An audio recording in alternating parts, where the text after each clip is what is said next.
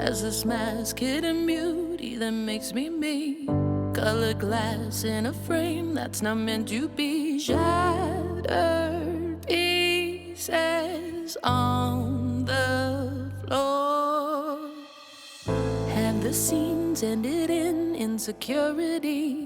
Lost my words and my script, nothing left to read. Ancient stories left unsaid.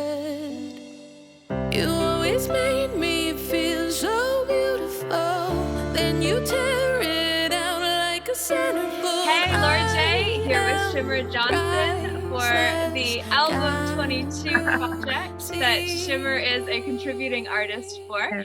So wanting to be able to introduce you to the world as the woman behind the music, it's an absolute pleasure to be here with you. How are you today?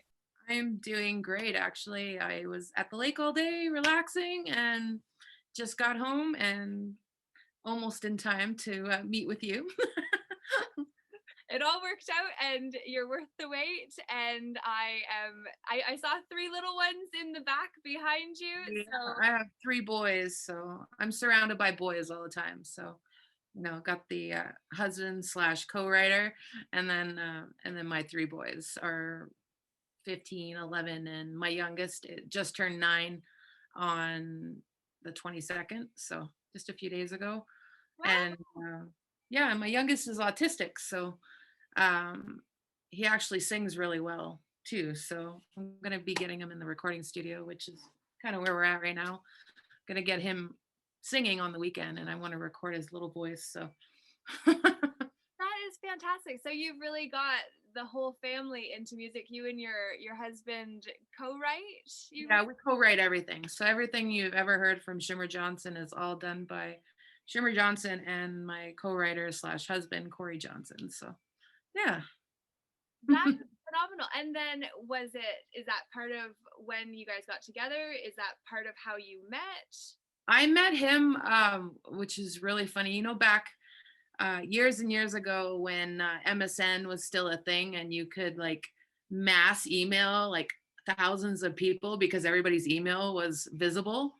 Right. Well, I used to host karaoke years ago for Mr. Entertainment. And basically, I had a new karaoke show and I wanted to get it busy. So I emailed I think almost 1,000 people in a 3-hour period off of MSN Messenger. And the only person that messaged me back was Corey.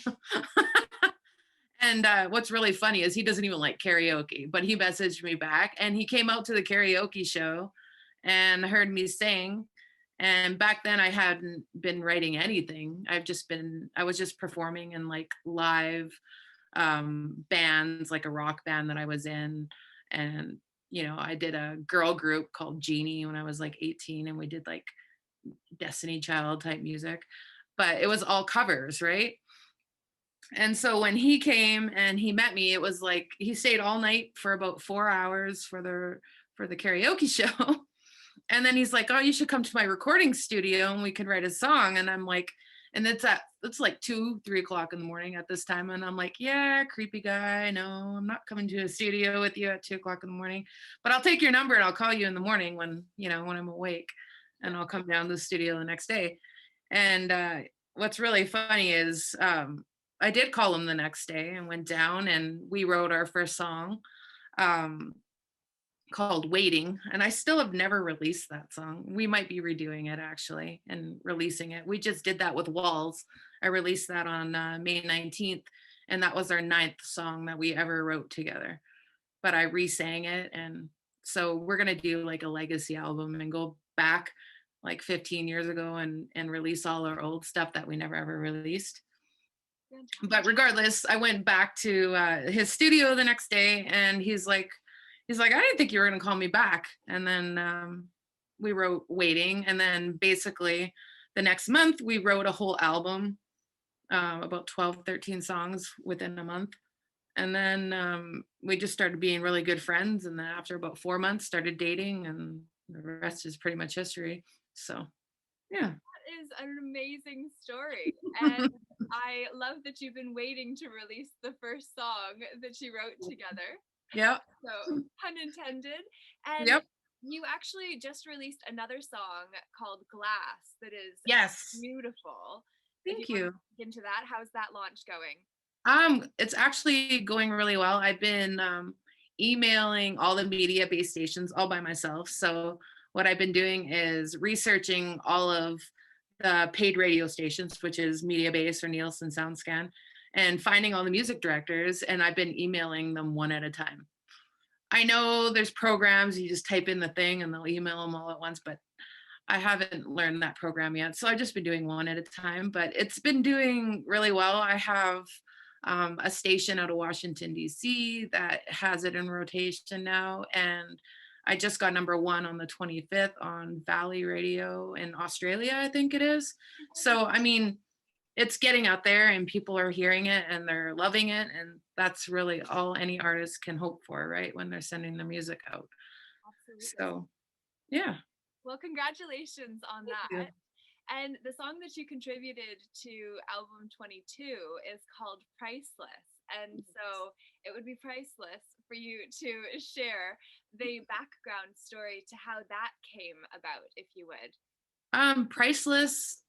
Okay, for me, I grew up kind of in a really poor family situation, and I'd always had self-esteem issues growing up, all the way through school and such. So I always wanted to write a song that was where I could show my growth of how I got out of having really low self-esteem to being able to be who I am today.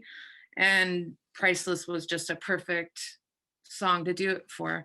And what was really nice is I'm not a piano player. I mean, I can play piano, but I can't play it live in front of people. I can play it good enough to write in the recording studio. Um, my co-writer, Corey Johnson, he's gone to college for piano, so he'll hear my piano and make it pretty. But Priceless, I actually wrote the piano for the majority of the entire song. And then basically Corey came in and replayed it properly so that it sounds fluent. Because when I play piano, it does not sound fluent. Except for in You Keep Me Grounded, I wrote piano on that, and that's my original piano throughout the whole thing. So that one sounded fluent enough because I can play slow. But with Priceless, I wrote the piano, and I just after he redid the piano for me, and I sat in the studio and I just started writing the lyrics. That was kind of the song that ended up coming out. I was like, I'm gonna write about this.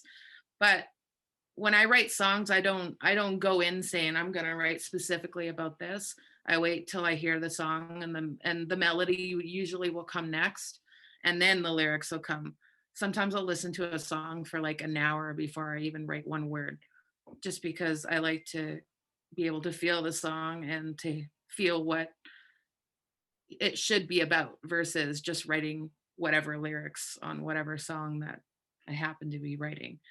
And I think that kind of makes my music almost, you can connect to my music because I try to connect to my music before I even remotely write one lyric at all on any of my songs. But yeah, Priceless is all about self-esteem and growing and becoming, you know, realization that you are worth, you know, you just have to believe that you are, and you have to, it's just belief really. Yeah, absolutely. And having that support system, you Yeah. a co-writer and hubby in one that is your parent, and it's just having that, I'm sure, really helps in the process. Oh yeah, for sure. I would love to really hear, because the song is about self-esteem and Yeah. the journey of empowerment, to hear Yeah. about how music has been a tool that you've used to really unfold and blossom into the woman you are today. Music has pretty much been my thing my entire life. I grew up with a father. He's American. He lives in Branson, Missouri, but originally from Nebraska. And in my younger years, I lived in the States with my mom and my dad back then. And we used to do, I guess, family sing alongs every weekend. and it would always be country music. So it was like Tanya Tucker and, Bonnie Raitt and basically all of that. And we would just sing. I have like tapes of me singing when I was like 3 years old fluently, just like I sing now, but just a younger me version. And yeah, we used to sing, and that's kind of what I grew up with, country music. And then my mom and dad split up when I was around 3.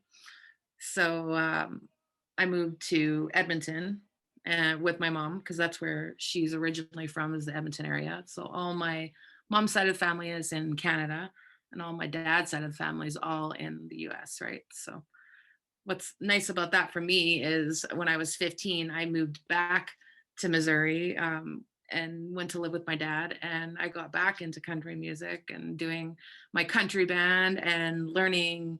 That's kind of where I learned how to do harmonies. I had this really crappy little car that I bought when I was 16, and it would only pick up country stations. It wouldn't pick up any other stations. So when I drove, all I had to listen to was country. So instead of being annoyed and not listening to any music while I was driving, I invented being able to harmonize to all the country singers that were online, and I ended up liking lots of songs. And then basically that's how I learned most of my harmonies, is by listening to country music. And then 18, 19, I moved back to Edmonton, started listening to more like Tori Amos and Kate Bush and, No Doubt, all the rockier, poppier. And I just started getting more influences that way. Then I joined an 80s rock band, and then I joined the girl group. I mean, basically, music's kind of been what's shaped me my entire life, because that's all I've ever wanted to do. Even when I wake up, I think about music. I don't think about anything else. Well, love my kids, but I still think about music first. Into it. I love it. Yes. That's Yeah. amazing. Yeah, it's just music is kind of I use my songwriting part of it. I kind of use for my own like diary. Basically, I can write my thoughts and my feelings. If I'm mad at my husband, then you're going to get an angry, sad song, or if I'm, irritated with life in general, you'll get an irritating song. I write best when I'm sad, as weird as that sounds. If I like if I want to write a really good song, I watch a really sad movie, and I can usually write a really good song after that. That's pretty, sad and emotional, and I tend to write best when I'm in that state of mind, as weird as that sounds. How fascinating. I don't think you're alone. I feel like when you're in that cathartic, emotive space, then Yeah. you're able to bring in all of the momentums of those energies to put them forward, so Yeah. others can really feel the feeling that went into the creative process. Like, I struggle writing happy songs. And I think the reason for the struggle is I grew up kind of in really hard situations to get to where I am today, that I have a hard time writing happy songs, even though I'm happy and I have a great life, and I have my own recording studio and all of that other fun stuff. I still have, I still look back to all the other stuff, and I pull a lot of my songs from my past to be able to write the way I do. But everybody always laughs. They're like, "You can't write happy," and I'm like, "I can write happy." So this year I've been trying to write happy, and it always starts off sad and miserable, and then it turns happy. Masterpiece is probably the only one that really isn't angry or sad, but and it's doing really well. It's number 1 on the Euro indie charts right now, and number 2 on the world indie charts. So Oh, good for you. it's my first really happy song that I wrote that's doing well. And another thing, it's about self-esteem too, right? Coming in and, not worrying about your flaws and not worrying about, that type of thing. So Masterpiece is doing really well because people can connect to it. And it's happy, which is good. Yeah. I just shot the music video actually for it last weekend. So Oh, good. So you're going to have a music video for us for to be that able one. to Yeah, share. for Masterpiece, yeah. Sweet. Well, look forward to being able to see that. For And sure. for somebody as well that is maybe either into music themselves or is more so just in a darker space, what would you kind of say if you could offer them some insight based on your own experience to really pull themselves out of that space? You just have to find your outlet. Some people like to go skydiving and jump off of a perfectly good airplane, and that's Right? how they get that. I could never do that. That's not me. Me personally, I just write all of my feelings into songs and then I share them with the world. And literally, I'm sharing my journal of what goes on inside my brain with everybody. But I'm a very emotional type person, so um, I've been told people that have listened to my Inner Me album, they automatically connect to it and they're able to like put their own situations inside my songs because the way I write, I don't write specifically where it says it's all about me, but it's all about me. But you can actually insert, your situations in your life into my songs and they'll make sense to you. I try to write that way because I want people to connect to the music that I'm writing about and to my life. And basically, people that like my music can almost understand who I am without even knowing me, which is what I love. So That's brilliant. And would you say you've always been this comfortable with your emotions and being such an emotional person? I've always been an emotional person. I cry really easily. If you ask any of my friends growing up, that's just how I am. I've always been emotional, but I've never come out and just told everybody what I'm thinking and feeling. When I started writing, I used to just write about like colors and different things. And then I kind of found my own way where I'm like, you know what, that music's good, but it's not even connecting to me. So I said, I'm just going to be real and honest and truthful and see how that works out. And that's kind of how my style started happening. And the Inner Me album, believe it or not, I'm not a religious person. I've never gone to church or anything like that. I grew up in a family that just didn't do that. And about 6 months ago, or about a year ago, I started. Started listening to Lauren Daigle, and she's a Christian pop artist. And she crossed over into mainstream, which is the only reason why I even heard her song. Mhm. And basically, I downloaded the entire album and I started listening to it, and that's the song that album inspired me to write "You Keep Me Grounded" and "Candle" on my Inner Me album. And what was really funny is I had been listening to her for like 3 months straight, and then I was DJing a karaoke show, and it was like 2 o'clock in the morning, and I actually wrote "You Keep Me Grounded" in my head while I was DJing. Like it was in my head. I could hear the piano and I could hear almost the exact lyrics that I wanted to write. So after I got home at 4 o'clock in the morning, I came in here into my studio, sat down, and I laid down the whole piano track in 15 minutes. And then I went and recorded I wrote the lyrics in another 15, 20 minutes, and then I recorded the whole thing. And then I ended up keeping the original take of the song for the album, which was cool. Yeah. So sometimes that just happens where I'll write an awesome, amazing song and it'll be really quick. And there's other times like with Priceless where, it took me several days to be able to write the lyrics that I ended up, finishing with. So Well, having listened to Priceless, it was worth everything that it took to be able to do that. And when you say it just happens, yeah. you set yourself up. You got yourself to DJing, which is clearly something that you love in order to do it for as long as what you've done it. Yeah. To be able to get yourself into that flow state, to let the message come to you and then through you. So really celebrating and honoring your willingness to be so fully you that you're able to do what you came here for, truly. Yeah, and literally all the jobs that I do in life, they all have to do with music. Like I own a production company. We're closed down right now because of COVID-19. There's no live shows.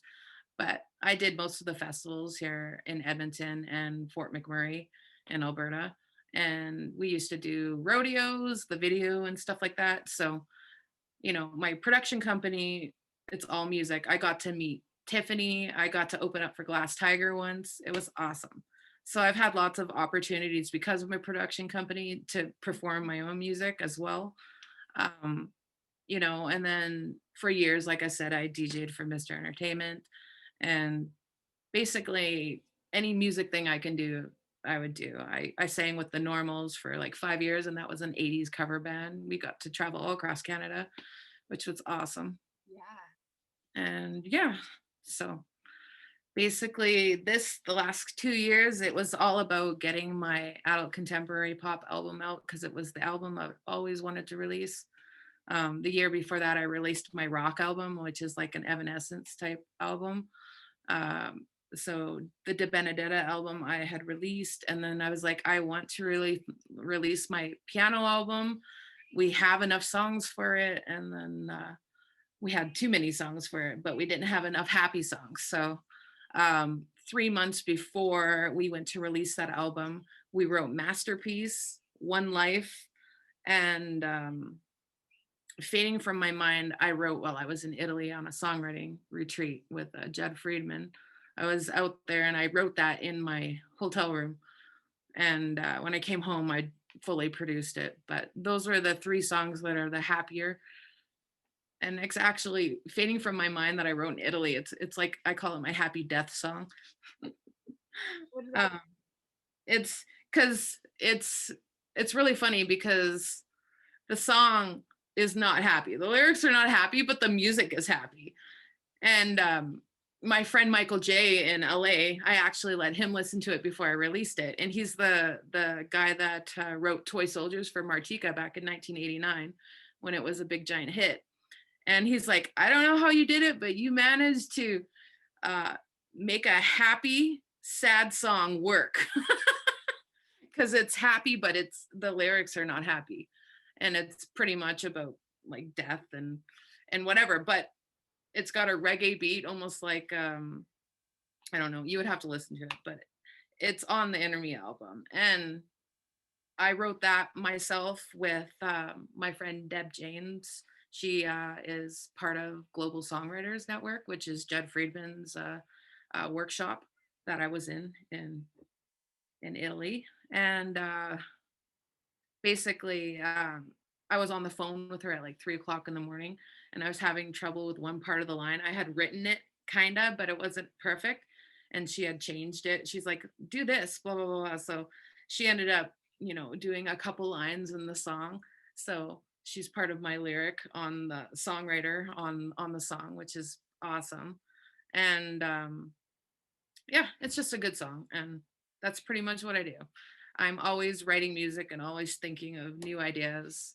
If I'm walking down, the street and all of a sudden a melody comes to my mind, I'll take my phone out and I'll voice memo it, even though I don't have any lyrics or anything. I'll just voice memo the melody that comes to my head because that happens a lot. So Absolutely fantastic. And so, having just heard that you're very much intuitive in the way that you come to do what you're doing, yeah.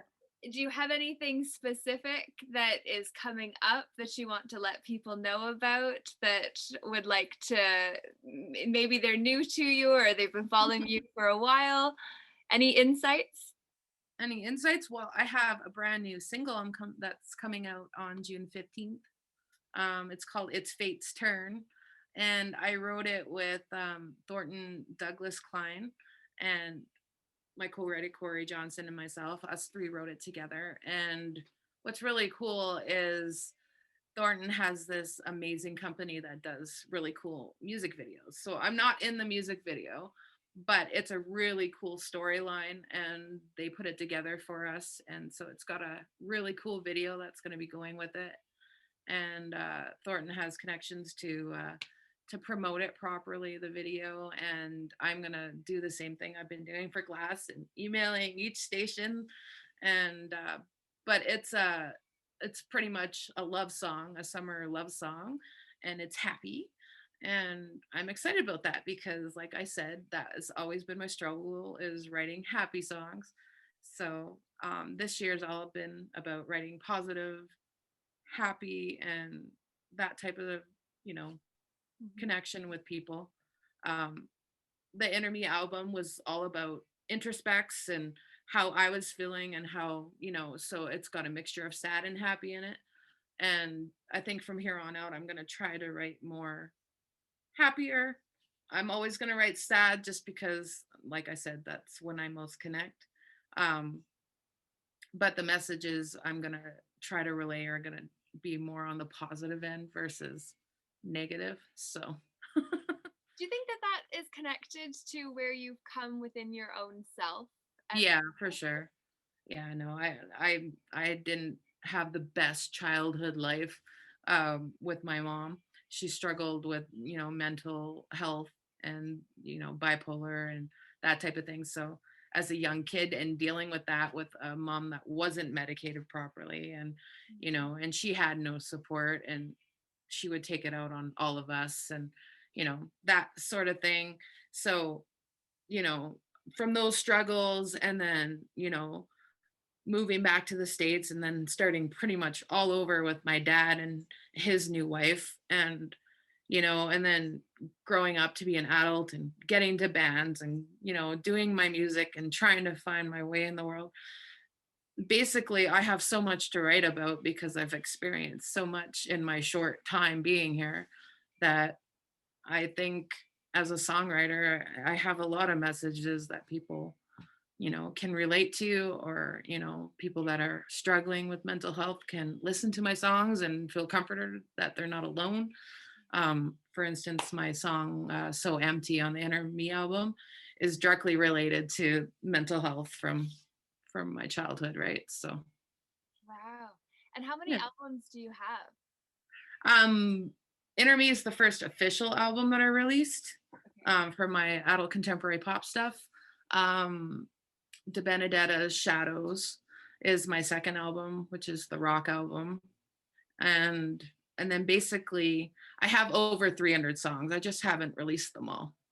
I've just started releasing the last like 3 or 4 years. And I was told years ago by somebody that I wasn't supposed to be releasing anything or people won't sign you and all this other stuff.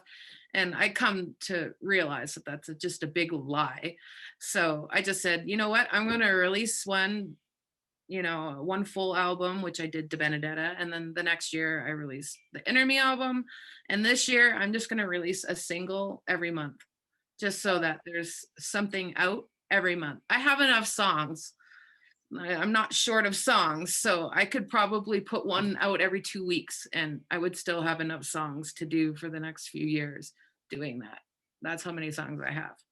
So basically 2021 2022 is about building, you know, momentum and people figuring out who I am and my music and building a fan base and that sort of thing. So Yeah, well, we're thrilled that you chose to be part of album 22. So, very much excited for people to check out Priceless by Shimmer Johnson. And I hope that you who view this interview gain from it. So, please do leave a comment below, send some love, give a like as well. And one thing that I just wanted to ask before we end this yeah. is around that advice that you were given around holding back before you get signed. How much of that do you think might have been them sabotaging you because of their own stuff? Yeah, that's kind of what I'm thinking. It's just I think basically all of the advice that I got from the certain few people over the years were just, it was just bad advice. If you have music, the only thing I would say is don't release stuff until it's finished, but release stuff. Don't keep it hidden on your computer because nobody's going to know you exist if you don't tell anybody who you are. So You have to put yourself out there, no matter, you know, if you think your stuff's bad or whatever. Just don't put out anything that sucks. Make sure that the vocals are perfect, make sure the music is perfect, make sure that each song has the message that you're trying to relay actually prominent in the song. Don't write a song that has 2 or 3 messages in it, because that could be 3 songs. Lots of people and songwriters get that wrong, where they'll write a song and then they'll start going off tangent on something else in the chorus, and you're like, okay, this song doesn't make sense anymore. So just make sure that your songs make sense and that they have a core idea in it. If you can get the core idea of one song and basically make it one complete song, then your message will get relayed. If you have 3 songs in one song because you're just not really listening to your own song, then that's when you're going to have an issue, and where people aren't going to listen to your songs because they're not going to make sense, if that makes sense. So that's the only advice I could tell anybody. I don't know who else needed to hear that, but I definitely could use that advice myself, as someone that says more than 3 stories in a story oftentimes. So yeah, love it. I have the core idea, one core idea for one song. And if you're going to write about, somebody walking away, the song should be about somebody walking away, the entire song, and the resolution at the end. The bridge is usually the resolution of the song, right? So, you talk about, the good times at the beginning, and then pre-chorus should be about, you figuring out that where the relationship you're in is not where you want to be and you want to walk away and leave. The next one should be about the reasons why you're leaving. And then the resolution would be, I feel amazing now because I'm finally where I'm supposed to be. And then you go back to the chorus, right? So then the whole song makes sense, and the message that you needed to walk away from this bad relationship actually makes sense throughout the whole song, right? So amazing. Have you heard the feel, felt, found way of identifying and relating with somebody? It's just like, you feel like this, and then or if you're hearing somebody, it's just like, it sounds like you feel like this, and then I felt this way when, and then I found this was the answer. So it's the feel, felt, found that I'm hearing in a lyrical song fashion. So it's super cool just to see how everything comes together, and we all bring such value. So in the final minutes of our time together, is there a final message that you would like to be able to share with somebody who didn't know that you existed until now, so they can reach out to you? If you go to my website, that would be great. If you go to www.shimmerjohnson.com, it has all my music videos, my reviews, a way to contact me. It has everything on it. You can also just type in Shimmer Johnson in Google, and my SoundCloud will come up, and Reverb Nation, and I'm on everything. So you can search just Shimmer Johnson on any platform and my music will come up. So I hope that you will choose to do that. It has been an absolute pleasure to share this time with you, get to know more about the woman behind the music, Priceless being the song on album 22. So definitely do check that out, and look forward to coming together again very soon. So thank you very much. For sure. Thank you so much. I didn't lose you, you lost me. You searched for me inside the sea of lost dreams. You won't find me there. I woke up in a different place, entirely a different state of my mind. You won't find me there. Has the bird found the wind that can carry me through the storms and the rains that were drowning me? I can almost feel the sun isolation has ground my ability to see the truth where I was and where I'm meant to be. Let faith lead me to my grace. You always made me feel so beautiful, and you tear it out like a centerfold. I am priceless. Can't you see this? You always made me feel not powerful, like the dark underneath your waterfall. I am priceless. I can see this.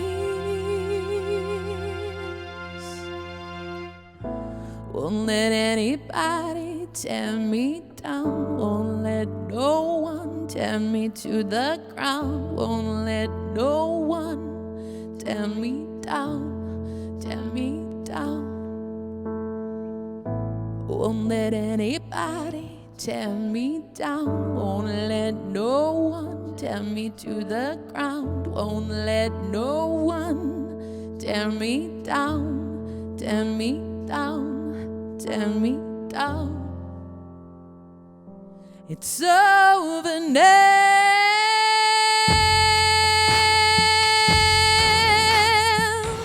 I didn't lose you, you lost me. Search for me inside the sea of lost dreams. You won't find me there. I woke up in a different place, entirely a different state of my mind. You won't find me there.